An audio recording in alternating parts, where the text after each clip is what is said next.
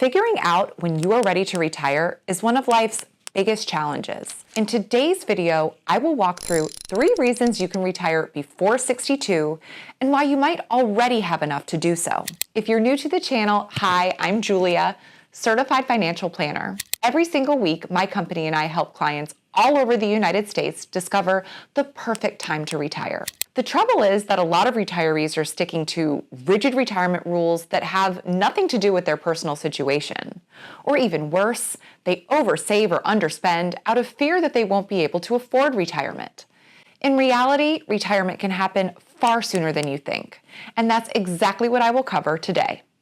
In today's video, I will break down 3 reasons why you could retire by 62 and how to understand if you can retire sooner. Number 1, you want to do something else. More and more, we are seeing clients that feel like their current position, maybe one they've held for many years, no longer suits them. Sometimes it's just too taxing. Maybe they're working 60 to 70 hours per week and feel burnt out. Or maybe it's office politics, or their industry is changing too rapidly to want to keep up with anymore. Many of these clients actually have other career goals that they want to pursue. The retirement travelers are a great example. John and Bev initially came to us working a standard yet very rigorous full-time job. They anticipated that retirement would be on the near horizon, and fortunately, they had an entirely new dream in mind. They wanted to travel the world and write about it and film their experiences to help others do the same. They are now the top travel vlog for retirees on YouTube, boasting over 110,000 followers. If you don't follow them already, you should. But this is just one example, right? We have clients that now consult in their field, we have some that turned a side job into a full-time career, and of course we have some that simply went part-time at their current employer or switched to a less taxing position. These clients now have the extra income they need to avoid pulling too much from their investments too early, allowing them to avoid potentially devastating financial effects 20 to 30 years from now. Let me illustrate this with an example.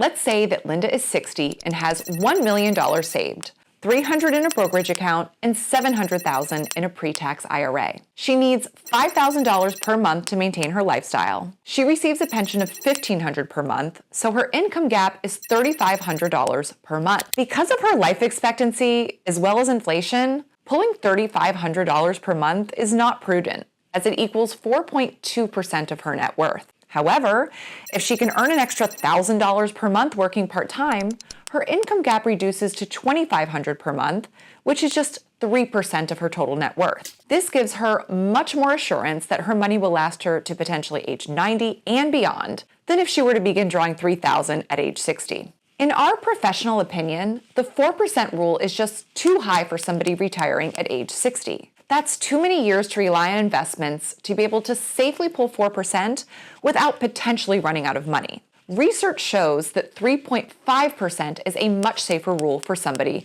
with a 40-year plus time horizon. Furthermore, there is a very important assumption that goes into this calculation, and that is that you need to be invested in at least 60% stock for 3.5% to work for a 40-plus year time horizon. So if you're a very conservative investor, the percentage that you withdraw will need to be lower to account for your lower average returns.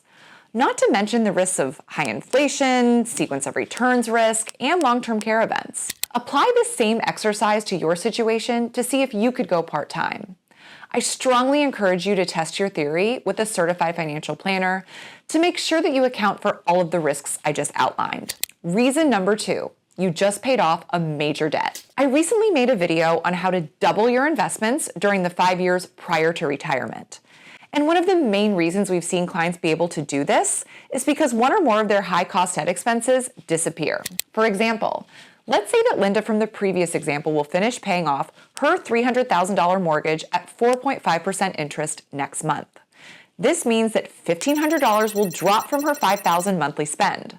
So with her $1,500 pension, her income gap reduces to just $2,000 per month, which is only 2.4% of her investable assets.